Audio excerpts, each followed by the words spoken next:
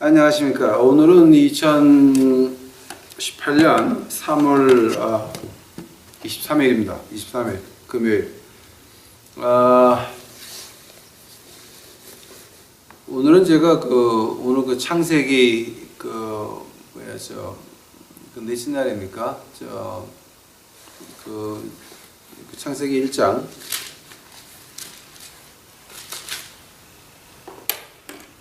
창세기 1장에 이제 14절, 넷째 날 이제 두 번째 시간을 해야 되는데요. 그거 시작하기 전에, 이제 오늘은 제가 넷째 날에 뭐라 그러냐면, 하나님이 정한 때. 그거 이제 우리가 보통 영어로 번역은 조금 잘못됐는데, 한국말은 번역이 그냥 제대로 된 것 같아요.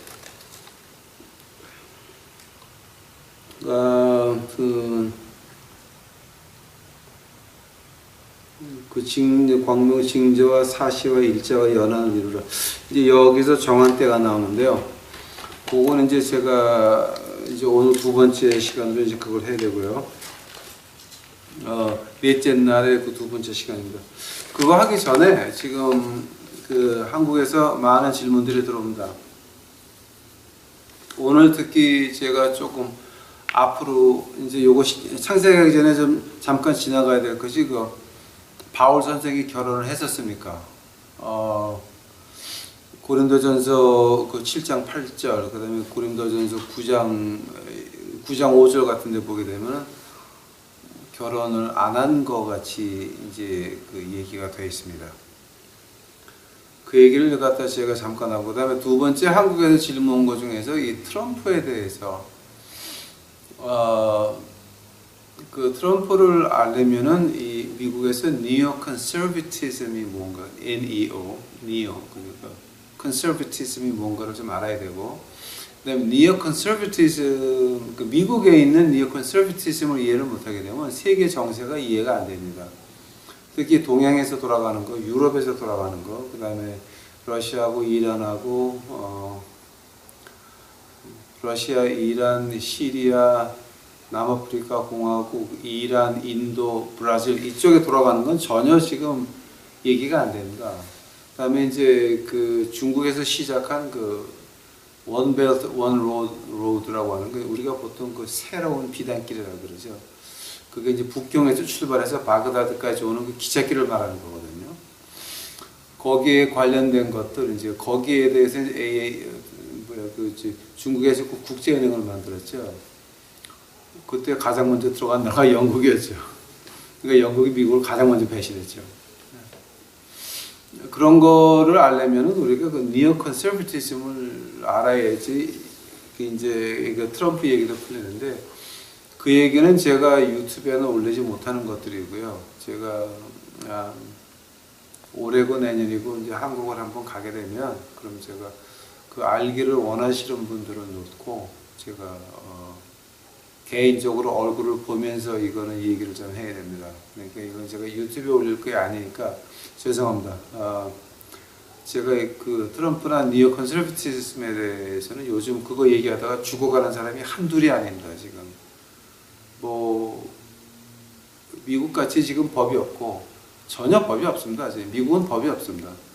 아랫 사람들이 해먹는 거, 윗사람들이 망신만 안 당하면 사람을 몇십만 명, 몇백만 명 죽어도 눈 하나 깜짝하는 것이 미국의 정치가 되고 미국의 법이 되고 말았습니다. 그러니까 이 나라는 법이 없는 나라입니다. 그래서 이런 얘기를 제가 함부로 못하기 때문에 제가 한번 한국 가게 되면 자세히 말씀드리겠습니다. 그래서 이제 그건 제가 유튜브에 못 올립니다. 이해해 주시면 감사하겠습니다. 그 다음에 오늘 본문 들어가겠습니다. 창세기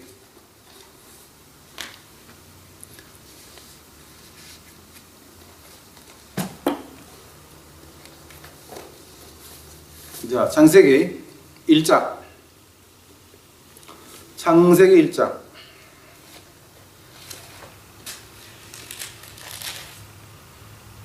창세기 1장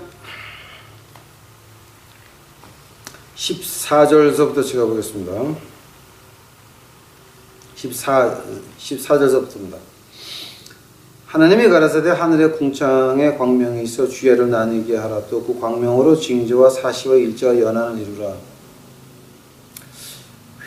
그 14절이잖아요. 이거 이제 이거 갖다가 징조와 사시라 그러는데 이걸 갖다가 원어로 번역하게 되면은 이게 징조와 사시가 아니라 이 정한 때라고 하는 말입니다. 그러니까 이게 이제 그 킹 제임스로 갔다가 킹 제임스에서 중국말로 갔다가 중국말로 해서 한국말로 왔으니까 이제 이렇게 되는지 모르겠습니다. 그러나 이제 우리가 좀 더 신경 써서 성경을 공부하고 싶다 그러게 되면은 그 징조와 사시라는 말이 정한 때라고 이렇게 번역을 해야, 그러니까 appointed time이라고 번역을 해야 이 제대로 맞는 것입니다. 요즘 성경 번역하시는 분들을 보게 되면은 appointed time이라고 번역을 많이 해놨습니다. 자, 한다면은 이 appointed time이라고 한다면은 이것이 뭐하고 같이 가냐면 이제 지난번에 말한 그 시편 19편 가보시기 바랍니다.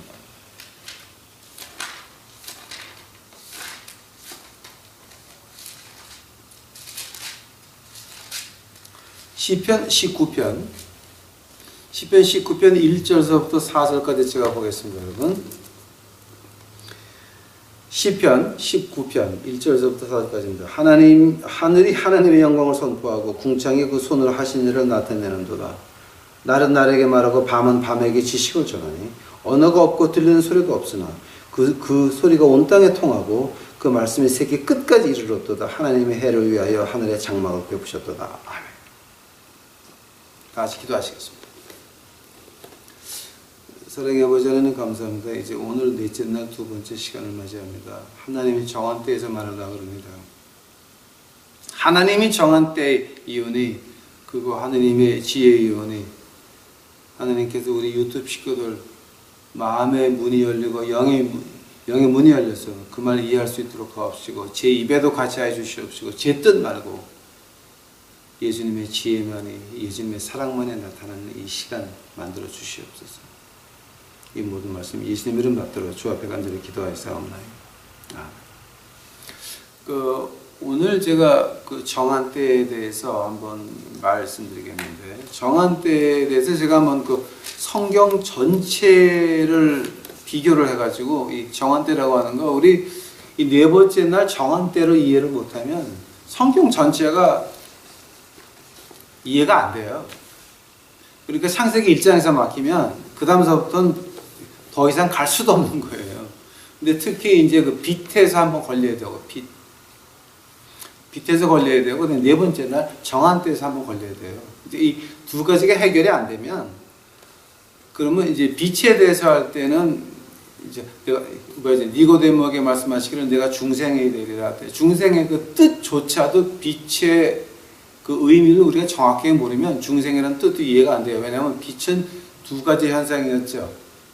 그죠? 빛은 안에 있었죠. 근데 하나님이 이제 빛이 있으라 하시면 그 말씀이 들어가니까 제로 포인트 에너지가 들어가면서 그때서부터 빛의 파장이 시작이 되죠. 있었죠. 있었는데 파장이 움직이기 시작을 하죠. 원소 분자들이 움직이기 시작을 하죠. 하나님 말씀에 빛이 있으라 하시면 그것이 그 에스겔에서 뼈다귀들 맞춰지는 골목 하나님의 말씀에 루아하도시 거룩한 주의 영이 그 뼛속에 들어가는 그 군대가 됐는데 생명은 없었습니다. 그러니까 두 번째 외칩니다. 하나님의 말씀하시되 그 말을 가지고 예수님이 어떻게 말씀하십니까? 너는 중생해야 되리라. 물과 불로 중생해야 되리라. 니고데모가 말합니다. 아니 어찌 사람이 어머니 뱃속으로 다시 들어갈 수가 있겠나니까. 그때 우리 주님 하신 말씀 네가 이스라엘 선생이면서 즉 에스겔서의 그 뼈를 말하는 거예요. 뼈다귀 골짜기를 말하는 거예요. 즉 창세기 1장을 말하는 거예요. 중생에 두 번 태어나요. 모든 것이 다 두 가지. 자, 우리 네 번째 날 할 때도 마찬가지였어요. 빛이 잎사귀에 들어가니까 현상이 두 개가 일어나죠. 두 번째가 ATP라 그러죠. 거기서 두 가지 현상에서 남은 것들이 뭡니까? 글루코스라고 설탕이 분비되기 시작을 하죠. 짐승과 사람이 다 먹어도 남을 만큼 하나님이 빛을 주신다라고 하는 거예요. 그거 보면서 우리가 이제 특히 이제 그걸 보면서 우리가 두 번째 맡기는 것이 바로 이 네 번째 날에 대해서 정한 때문에 이 정한 때를 이해를 못하면 그러면 이 성경 전체가 이해가 안 됩니다. 그러니까 창세기 1장을 이해 못하시고 성경을 안다라고 말하는 사람은 다 거짓말쟁입니다. 그건 조금 좀 너무 자만하시고 좀 겸손하셔야 됩니다. 공부 좀 하셔야 됩니다. 왜냐하면 저도 지금 맨날 공부를 하는데요. 공부를 할 때마다 느끼는 것이 이런 거로구나. 점점 많이 느끼게 됩니다. 자, 한번 정한 때에 대해서 그럼 한번 우리 이거 이제 본문 들어가기 전에 때를 한번 보시겠습니다. 하나님이 어떻게 때를 만드셨습니까? 유대 땅을 중심으로 해서 정한 때를 보도록 하겠습니다. 이제 물론 저는 한국 사람이지만 이 성경은 유대 땅에서 나왔으니까. 그러니까 예수님이 백인이 아니었습니다. 유대 땅 중동 사람 모습이었는데 백인들이 훔쳐가지고 백인같이 얼굴을 만들어놨는데 절대 예수님은 백인이 아닙니다. 오해하지 마시기 바랍니다. 동양 사람입니다. 중간에 있는 동양 사람, 중동이라고 해요. 하나님의 그럼 때가 어떻게 됩니까? 이제 유대 땅을 중심으로 해서 본다면은 이른 비와 늦은 비가 있습니다.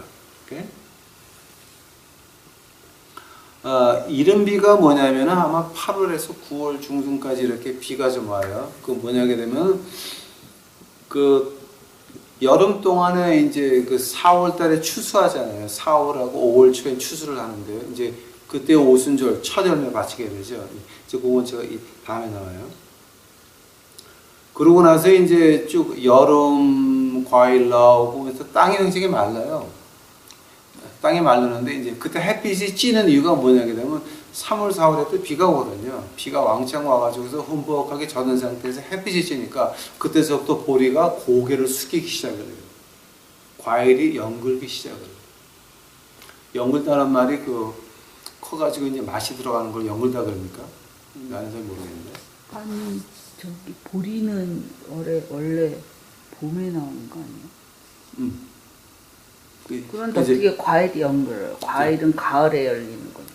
그러니까 이 여름에 이제 햇빛이 쪄가지고 과일에 맛이 들어가기 시작을 해요. 근데 이제 무화과 나무 같은 것들, 이제 뭐지?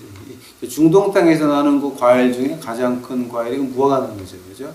무화과 나무하고 또 뭡니까? 올리브. 그러니까 오늘도 이스라엘에서는 큰 올리브 나무 하나 있으면 1년에 2,000불을 번다 그럽니다. 이제 거기서 올리브만 따가지고 팔아도 2,000불을 번대요. 그러니까 이제 올리브 안에다가 마늘도 넣고 뭐도 넣고 해서 이렇게 파는데 그게 세계로 엄청난 수출이 되는데 그게 특히 이스라엘에서 난 그 올리브는 굉장히 비싸다고 그러더라고요. 비싸다고. 이제 유대 지방에서는 씨를 뿌리는 기간이 우리나라로 말하게 되면 9월에서 10월 그때예요. 그리고 그 과일을 거두는 때를 갖다 유대 달력으로 하게 되면 우리말로 말하게 되면 4월, 5월이 돼요. 그러니까 지금 이게 어떻게 되냐면 유대에서 일어나는 일을 제가 말하는 건데 그 시간을 우리 시간으로 말하는 거예요. 그러니까 아마 우리가 가을이면 거기 봄이라고 말하면 될 거예요. 그리고 이제 거기 우리가 봄이면 거기는 가을이라고 말하면 돼요. 그러니까 이제 그렇게 좀 어떻게 설명을 해야 돼요?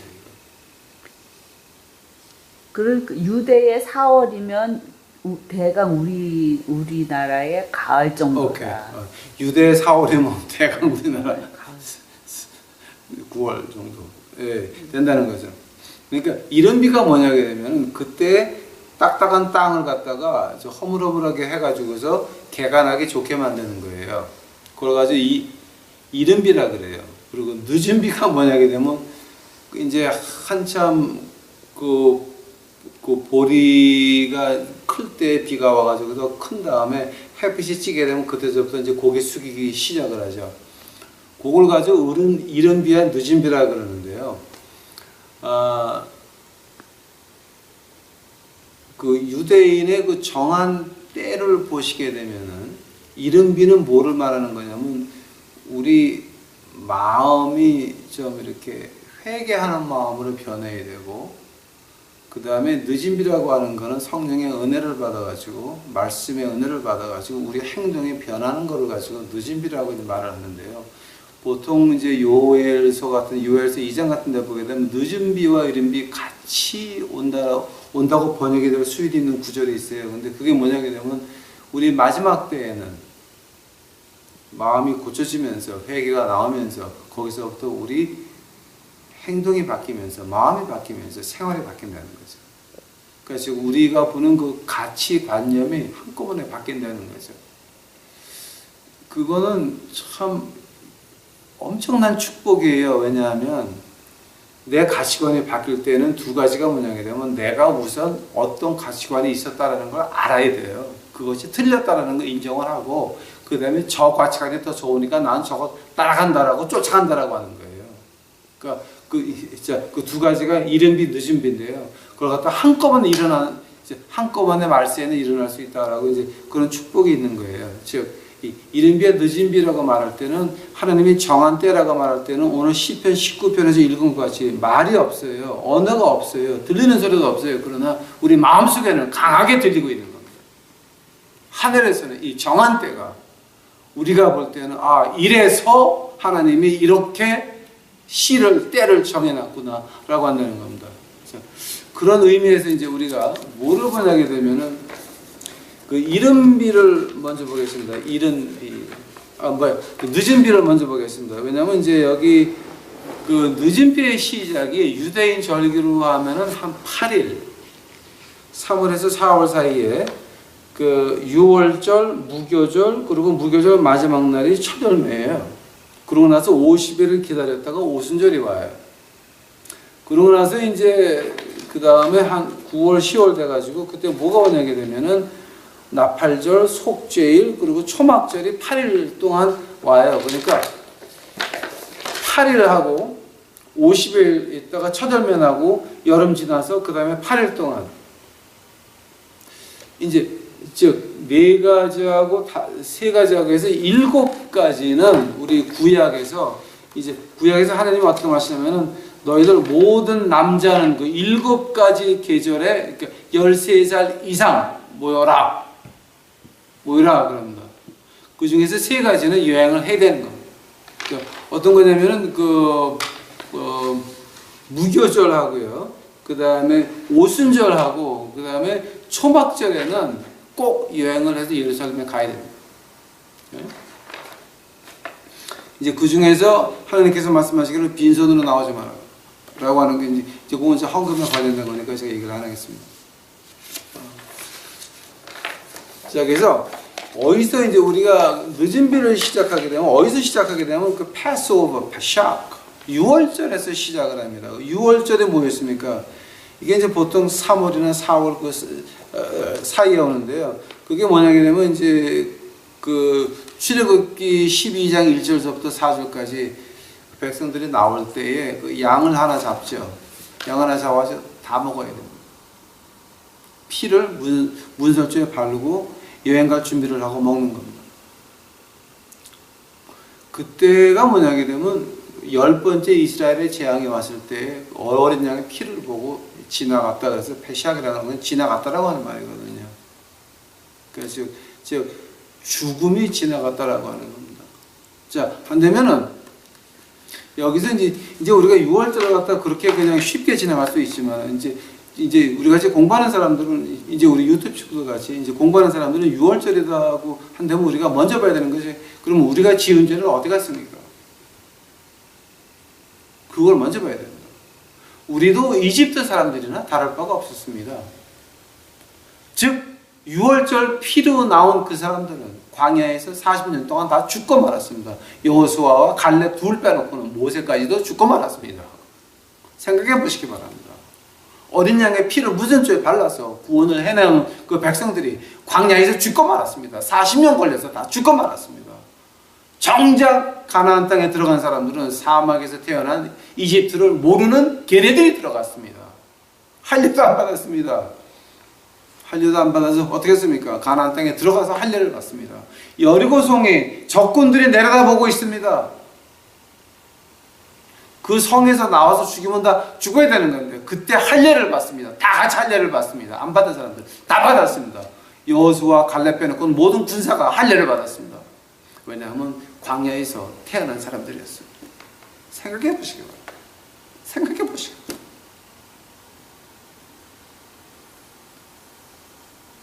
하나님의 말씀을 순종할 때에는 여러 가지 문제가 있지만 가장 큰 문제가 우리를 싫어하는 사람들이, 미워하는 사람들이 우리에게 쳐다보고 있는 그 앞에서 우리는 하나님의 명령에 복종하다 보니까 적군이 내려다보고 있는데 할례를 받아가지고 할례를 받게 되면 3일째는 꼼짝을 못합니다. 아파서 꼼짝을 못합니다. 그때 거기까지 순종한다라고 하는 겁니다. 목숨을 내 걸어야 된다라고 하는 겁니다. 또 유월절이라고 한다면 그럼 우리 죄는 다 어디 갔습니까? 어린 양의 피를 발라서 구원한 그 백성들도 광야에서 죽고 말았는데 그 사람들의 죄는, 그럼 우리 죄는 어디 가는 겁니까? 유월절의 의미가 뭐였습니까? 바로 우리 죄가 십자가에서 다 해결됐다라고 합니다. 이집트에서 나온 그 백성들은 문설주에 어린 양의 피가 묻혀 있었습니다. 그러나 우리들은 우리 마음 속에, 우리 문 빗장에 예수님의 피가 묻혀져 있습니다. 그때 6월절에 이 사람들이 피를 뭐로 발라요? 우슬초로 발라요. 우슬초. 우슬초가 뭔지 아십니까? 이집트에서 가장 흔하게 발견할 수 있는 잡초를 말하는 겁니다. 잡초. 어디든지 있는 잡초 무조건 뜯어가지고 그것으로 문설초에 발랐다라고 하는 겁니다.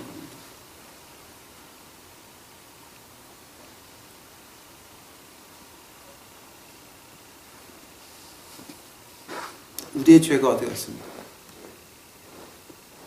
우리의 죄는 십자가에서 다 풀어졌습니다.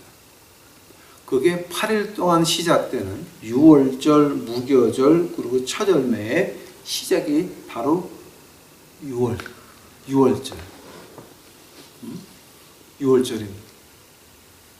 그러고 나서 그 유월절이 지나면서 그 다음 날서부터 뭐가 시작되냐면 무교절이 시작이 됩니다. 자, 그럼 무교절은 뭡니까? 레븐이, 그러니까 그 누룩이 안 들어간 떡을 7일 동안 먹습니다. 7일 동안 먹고 나서 8일째 뭐가 됩니까? 첫 열매의 행사가 시작이 됩니다. 기쁨의 행사가 시작이 됩니다. 자, 어떤 말이었습니까? 무교절이라고 한다면 우리 신약에 비교한다면 어떤 말이었습니까? 바로 예수님이 땅 속에 묻혔다라고 하는, 무덤 속에 갇혔다라고 하는 겁니다. 죽음 속에 갇혔다라고 하는 겁니다. 누룩이 없었다라고 하는 겁니다. 즉 예수님의 그 묻힌 그 상태를 가지고 우리가 우리 신약에서는 무교절이라고 합니다. 자, 그 무교절의 시작이 어디였습니까? 예수님의 마지막 만찬이었습니다. 예수님의 마지막 만찬이 시작되면서, 즉 구약에서 무교절이 시작이 됩니다. 시작이 되면서 그때 우리는 우리가 어떻다라고 하는 거,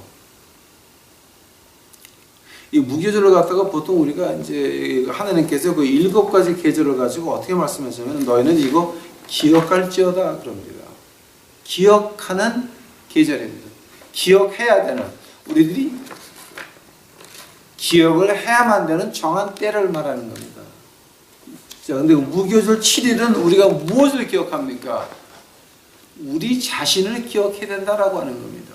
우리 죽어야 될 이 행동들, 우리 죽어야 될 이 마음들, 우리가 죽어야 될 마음의 씀씀이들, 이거 우리가 보고 기억해야 된다라고 하는 겁니다. 이걸 보면은 그 다음에 보이는 게 뭡니까? 우리 모습을 보이게 되면 그 다음에 보이는 게 뭡니까? 그래서 내가 예수 그리스도가 필요하구나. 나 위에서 십자가에서 돌아가셔서 3일을 묻혀 계셨다. 그거 우리가 기억해야 된다라고 합니다. 그러고 나서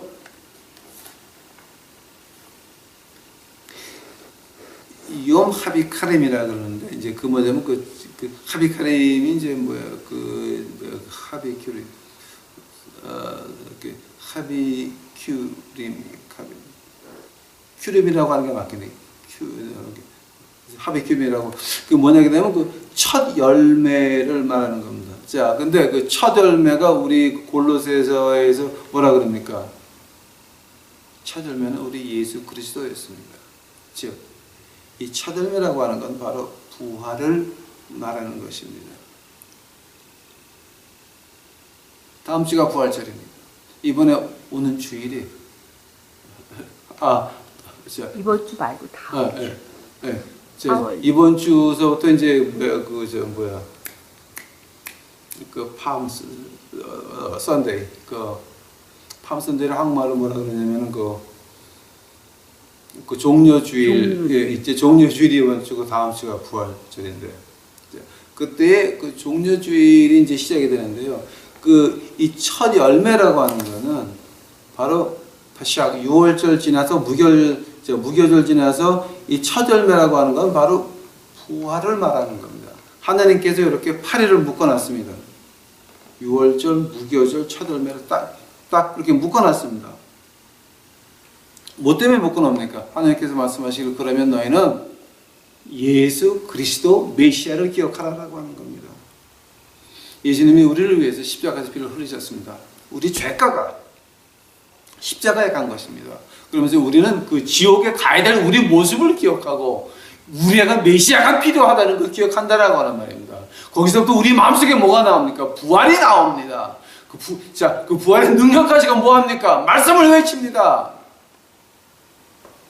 은사를 받은 자는 그 은사 받은 그것이 부활절과 같이 부활의 능력 같은 그런 주의 은사가 나오는 것입니다. 그 다음에 49일을 기다립니다. 49일이 어떤 기다리면 이제 제가 그 49일 동안 일어나는 일을 제가 한번 이제 말씀드리겠습니다. 보리가 있기 시작을 합니다. 그럼 그걸 갖다 기다립니다. 햇빛이 쨍쨍 찝니다. 기다립니다. 그 심한 비는 멈췄고 햇빛이 이제 들어가면서 보리가 고개를 숙이기 시작을 합니다. 쨍쨍 빛이 들면서 기다렸다가 그 보리가 익은 걸 가지고 첫 보리를 가지고 낫으로 끊어가지고 와가지고 텁니다. 그거를 텁니다. 털어가지고 맷돌에 넣습니다. 한번 맷돌은 이렇게 돌고 위에는 반대 방향으로 도는 것이 유대인의 그 맷돌입니다. 그걸 가지고 새로운 빵을 만들어서 하나님 전환에 바치는 겁니다. 하나님 말씀에서 두 가지 헌금을 바치라 그럽니다. 첫 열매하고 11조였습니다. 첫 열매의 의미가 뭐였습니까? 하나님을 하나님으로 인정하라라고 하는 겁니다. 11조의 의미가 뭐였습니까? 하나님을 하나님이라고 인정하라는 거였습니다. 어떤 헌금의 이름이 아니라 명목이 아니라 액수가 아니라 하나님을 하나님으로 인정합니까? 그럼 지금 우리에게 가지고 있는 것이 뭡니까? 돈을 말하는 거 아닙니다, 여러분. 이 헌금이라 그럴 때 여러분 절대 오해하지 마십시오. 레위기서를 보게 된 저하고 레위기서를 공부하신 분들은 아시겠지만 소가 없으면 양이 없으면 다른 거. 그다음에 제일 가난한 사람은 뭡니까? 새 2마리 가지고 갑니다. 새 한 마리에 20원입니다. 20원. 이제 새 한 마리 갖다 이제 우리 돈으로 번역을 하면 한국 돈으로 그러면 20원입니다. 20원. 2마리, 그러니까 액수가 아니었습니다. 어떤 이름이 아니었습니다. 네 마음속에서 내가 하나님에 대해서 네가 나를 진정으로 고맙게 생각하니 그거였습니다. 첫 열매를 이제 가져옵니다. 맷돌에 갑니다. 밑에 이렇게 돌아가는 겁니다. 밑에서 왼쪽으로 돌아가면 위는 오른쪽으로 돌아갑니다. 밑에 있는 건 가지고 우리가 하나님의 말씀이라 그럽니다. 위에 있는 거는 내 마음의 양심이라 그럽니다. 하나님의 말씀과 내 양심 속에서 내가 깨지는 겁니다. 내 욕심이 깨지는 겁니다. 내 욕심이 깨지기 시작하면서 그 안에서 내 마음의 기쁨의 감사가 나옵니다. 그것이 하느님 앞에 드리는 향기로운 제사가 아닙니까? 그것이 하나님이 원하시는 제사가 아닙니까? 오순절 날의 그 행사를 보면서 우리가 느끼는 건 뭡니까? 어떤 액수가 아니었습니다. 우리의 마음, 우리의 깨진 마음이었습니다. 그 말을 다윗 왕이 한마디로 시편 51편에서 하나님이 기쁘게 받으시는 제사는 통회하는 마음이에요. 통회하는 마음, 깨진 마음, 통회하는 마음이었습니다. 즉 하나님께서 이른 늦은 비를 허락하실 때에는 바로 이거를 바라시는 겁니다. 이 하나님의 정하신 때가 봄, 여름, 가을, 겨울 이것이 무엇을 말하고 있습니까? 오늘 시편 19편입니다. 하나님의 영광을 말하고 있는 것입니다. 즉 우리가 우리를 봐야 된다라고 하는 겁니다. 예수님께서 오셔서 다 이루셨습니다. 첫열매 다 이루었다. 이루셨습니다. 이제는 우리가 그 말씀 안에서 우리 양심이 깨져야 되는 것입니다. 한번 오순절날에 그 큰 역사는 어떻게 일어납니까? 내 마음이 깨지지 않았는데, 내 욕심이 깨지지 않았는데 거기 하나님의 역사가 있다고 믿으십니까? 교회 지도자들과 장로, 권사, 목사들 다 그들의 마음이 깨지지 않았는데 하나님께서 한국을 구하시겠습니까? 내 마음이 깨지지도 않았는데, 교회 지도자들의 마음이 깨지지도 않았는데, 통회하는 마음도 없는데, 부끄러워하는 마음도 없는데 거기 하나님 같이 하시겠습니까? 하나님은 그런 건 받지도 않으십니다. 오직에서 말라기서 2장 2절에서 그들이 축복한 거 내가 저주하리라 그랬습니다. 우리 하늘의 말씀 진짜 조심해야 됩니다. 그 다음에 여름이 지나갑니다. 과일을 먹었습니다. 그 다음에 이제 또 씨를 뿌릴 때가 됐습니다. 그때에 시작되는 나팔절입니다. 나팔절. 비가 오면서 땅이 허물어지면서 개간이 시작이 됩니다. 나팔절입니다. 자, 그걸 가지고 우리 신약에서 뭐라 그럽니까? 하나님의 심판이 시작된다 그럽니다. 하나님의 심판은 어디서 시작됩니까? 하나님 집에서부터 시작이 되는 것입니다. 포항의 한동대가 흔들립니까? 뭐 때문에 포항의 한동대가 흘렸습니까? 한국에서는 가장 큰 교회에서, 한국에 있는 가장 큰 교회에서 한다는 말에 불교도 하늘나라 가고 기독교도 하늘나라 가는데 가는 길만 다르다라고 하는 그렇게 외치고 있는 한국에, 특별히 그 한국에서 가장 잘 믿는다는 한동대가 먼저 흔들렸습니다. 뭐 때문에 그렇습니까? 하나님의 심판은 하나님 집에서 시작이 됩니다. 나팔절의 시작입니다. 나팔절은 우리 한국 달력으로 따지면 9월, 10월 그 사이입니다. 나팔절이 시작이 됩니다. 그때서부터 이제 우리가 그 이스라엘 정부에서 그 1월 1일이 바로 나팔절의 시작입니다, 여러분. 그래가지고 이제 우리가 이제 히브리말로 로시 하샤나라는 로시 하샤나라고 그러는데, 근데 로시 하샤나가 이제 어떤 말이냐면은 여러분 그 이스라엘의 역사를 보시게 되면은 가달리아라고 하는 사람이 나옵니다. 가달리아가 누구냐 되면 그러니까 바벨론에 임명한 유대인의 총독이었습니다. 유대 땅을 다스리는 유대인의 총독이었습니다. 근데 가달리아가 바벨론에 붙은 그 총독이라 그래가지고 이 가달리아가 암살을 당합니다. 그 암살을 당할 때가 바로 나팔절이었어요. 그래서 보통 유대인들은 이 나팔절이 되면 첫날이나 그 이튿날 갖다가 이제 이틀을 갖다가 금식을 합니다. 왜냐하면 그때서부터 유대인의 모든 통치권이 거기서부터 끊기기 시작을 했습니다. 그래서 가달리아가 암살을 당한 날 이제 그 나팔절이었습니다. 그러고 나서 그 다음 날 오는 것이 뭐냐게 되면은 그 다음에 오는 것이 바로 그 속죄 욤키파 속죄일이 오기 시작합니다. 아마 이제 저하고 레위기서 공부하신 분들은 아시겠지만 제가 그 속죄 날에 대해서 하루를 완전히 한번 올려놓은 적이 있습니다. 이제 새벽서부터 밤까지요. 그걸 한번 보시기 바랍니다. 자, 근데 그 속죄일이 뭡니까? 이제 우리 신약의 눈으로 보게 되면은 나팔절이라고 하는 것은 심판의 시작입니다. 요엘서 2장을 보시기 바랍니다. 자, 요엘서 2장 1절에 뭐가 나옵니까? 성전에서 나팔을 불어라 그럽니다.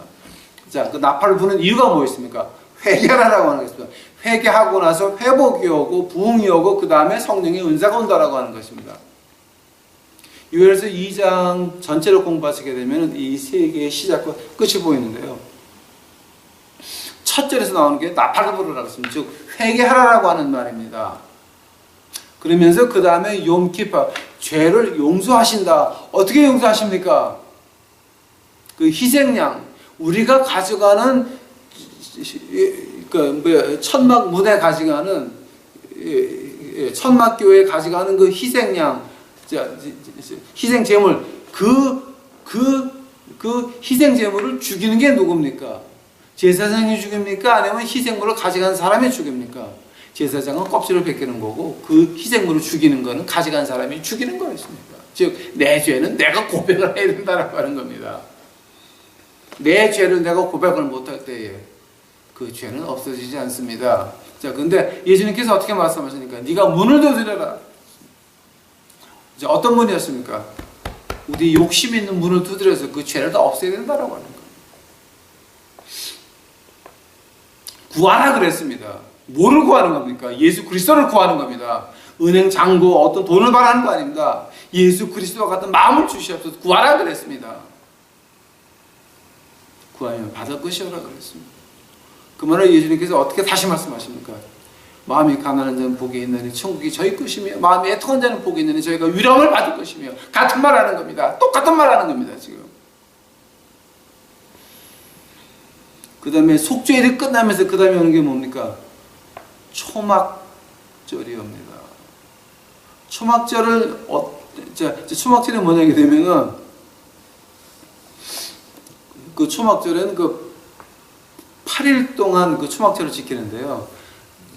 그 풀 같은 걸로 이제 밖에 집을 짓고 그 안에서 8일을 지내요. 그럼 우리 신약에서 지키는 이 초막절, 유대인들이 이 나팔절이 지났습니다. 속죄일이 지났습니다. 이제 그 속죄일에 외에는 그 유대인들의 기도문이 있거든요. 저한테 있는데 그거 제가 한번 그거 읽어드리면 시간이 많이 걸려서 공부합시다. 근데 이제 그 히브리 말로 읽으면 진짜 재밌어요. 오늘 굉장히 재밌는데 바로 카바하면 이제 바루카 아도나이 뭐 이제 그중 나가는데 그건 다음에 제가 한번 시간 있을 때 한번 자세히 풀어드리겠습니다. 이제 그 욤 키포 그 이제 우리 죄를 용서받은 그날에 그 유대인들이라는 기도를 갖다 제가 한번 번역을 해드리겠습니다.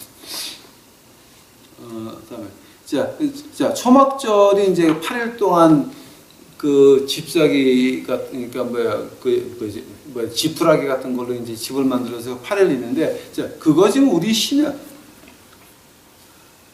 구약에서의 의미는 자 너희들 이스라엘에서 나와가지고 내가 끄집어내서 40년을 있다가 가나안 땅 들어왔지. 즉 이건 너희 집 아니다. 이 땅 너희 집 아니다. 아브라함의 믿음이 뭐였습니까? 여기는 그냥 지나가는 곳이었습니다. 세상은 지나가는 곳이었습니다. 이 세상에서 살 사람이 아니었습니다. 아브라함은 지나가는 사람이었고 아브라함은 뭡니까? 하나님이 지으신 그 도시를 바라보고 있던 사람, 즉 하늘나라를 바라보고 있던 사람이 아브라함이었습니다. 우리는 여기 못 삽니다. 영원히 못 삽니다. 영원히 사는 사람 보셨습니까? 우리는 영원히 하늘나라 사는 사람들입니다. 우리는 여기 지나가는 거라고 하는 겁니다. 자, 하면서 하게 되면 그 초막절의 의미가 우리들에게 예수 그리스도를 믿는 우리들에게 초막절의 의미는 뭐였습니까? 바로 이거였습니다. 하나님이 같이 가신다. 40년 동안 백성들이 배반한다고 하나님의 불기둥과 구름기둥이 없어졌었습니까? 생각해 보시기 바랍니다. 뱀이 쫓아와서 사람들을 물어 죽일 때에도 구름기둥과 불기둥은 그 자리에 있었습니다. 우리가 죄를 졌다고 하나님이 우리를 떠나십니까? 하느님께서는 역시 그 자리에서 돌아올 우리를 기다리고 계신 겁니다. 탕자의 비유입니다. 즉 사망의 음침한 골짜기를 가도 그의 지팡이와 막대기, 구름기둥과 불기둥이 우리와 같이 하시고 우리가 죄를 져서 도망갈지라도 거기서 시편 139편 한번 갑시기 바랍니다. 여러분. 시편 139편 가보시기 바랍니다.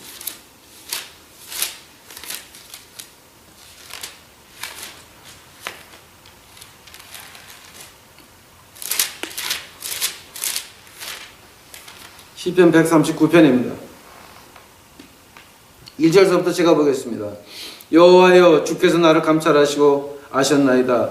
주께서 나의 앉고 일어섬을 아시며 멀리서도 나의 생각을 통촉하옵시며 나의 길과 눕는 것을 감찰하시며 나의 모든 행위를 잊게 하시오니 여호와여 내 혀의 말을 알지도 못하는 것이 하나도 없으시나이다. 주께서 나의 전호를 들으시면 내게 안수하셨나이다. 이 지식이 내게 너무 귀하니 높아서 내가 능히 미치지 못하나이다. 내가 주의 신을 떠나 어디로 가며 주의 앞에서 어디로 피하리이까. 내가 하늘에 올라갈지라도 거기 계시며 음부에 내 자리를 펼지라도 거기 계시나이다. 내가 새벽 날개를 치며 바다 끝에 가서 거할지라도 곧 거기서도 주의 손이 나를 인도하시며 주의 오른손이 나를 붙드시나이다. 내가 혹시 말하기를 흑암이 정녕 나를 덮고 나를 두른 빛은 밤이 되리라 할지라도 주께서는 흑암이 숨기지 못하며 밤이 낮과 같이 비치시나니 주에게는 흑암과 빛이 일반이니이다. 아멘.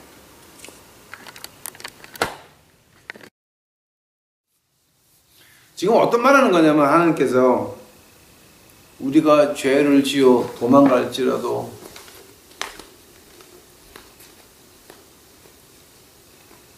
거기에 하나님이 계신다라고 하는 겁니다. 요나가 하나님을 피해서 도망갔지만 결국은 고래 속에서 하나님을 만날 수밖에 없었습니다. 바울 선생이 스데반 집사를 죽이면서 다메섹으로 가서 더 죽이려고 쫓아갔지만 다메섹 가는 그 길거리에서 예수님을 만날 수밖에 없었습니다. 우리가 죄를 진다고 구름기둥과 불기둥에 도망갑니까? 마태복음 28장 가보시기 바랍니다. 마태복음 28장. 마태복음 28장이 있습니까?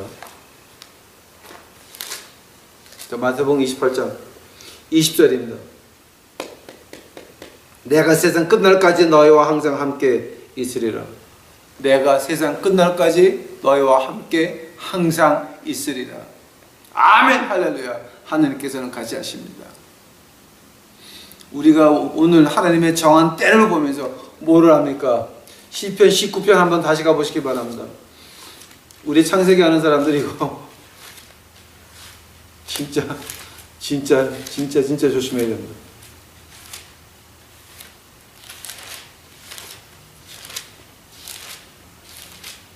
시편 19편입니다. 1절 하나님이 하늘이 하나님의 영광을 선포하고 궁창이 그 손으로 하신 일을 나타내는도다. 날은 날에게 말하고 밤은 밤에게 지식을 전하니 언어가 없고 들리는 소리도 없으나 그 소리가 온 땅을 통하고 그 말씀이 세계 끝에서 이르도다. 하나님의 해를 위하여 하늘을 장막에 베푸셨도다. 아멘. 오늘 우리 1년 돌아가는 이것을 보시면서 사시 계절 돌아가는 것을 보시면서 하나님의 들리지 않는 음성을 들으시기 바랍니다. 하나님이 언어가 없이 들리는 소리가 없는 하나님의 영광을 이제 우리 마음으로 들으시는 우리 유튜브 식구들이 되시기를 간절히 축원합니다. 기도하시겠습니다. 주여 감사합니다. 이제 저희들 오늘 공부했나이다. 아버지여, 저희들 이제 공부한 거 하늘을 보고 주의 영광 깨달을 수 있도록 하옵시고, 우리가 절기 지나가면서 하나님의 뜻을 깨달을 수 있도록 하옵시고, 주 예수 그리스도의 그 은혜를 기억할 수 있도록 하옵소서. 주여 감사합니다. 이 모든 말씀 예수님 이름 받들어 주 앞에 간절히 기도하였사옵나이다.